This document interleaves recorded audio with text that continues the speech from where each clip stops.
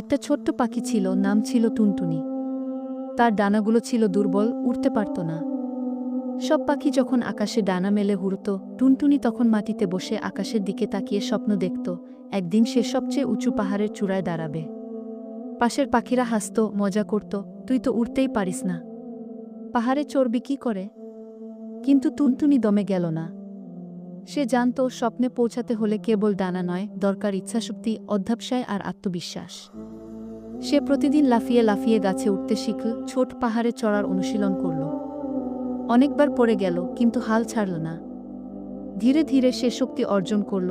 মন দিয়ে চেষ্টা করলেই অসম্ভব বলে কিছু থাকে না। অবশেষে অনেক পরিশ্রম আর ধৈর্যের পর একদিন সে সত্যিই পৌঁছে গেল সেই উঁচু পাহাড়ের চূড়ায়। পাখিরা অবাক হয়ে তাকিয়ে বলল, তুই তো উড়েও পৌঁছে গেছিস।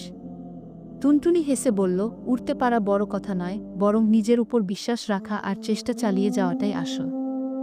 শিক্ষার মতো জীবনে এগোতে হলে সাহস আর অধ্যবসায় সবচেয়ে প্রয়োজন। এই গল্প থেকে শিক্ষা: শারীরিক সীমাবদ্ধতা কোনো বাধা নয়, যদি মন থেকে ইচ্ছা থাকে।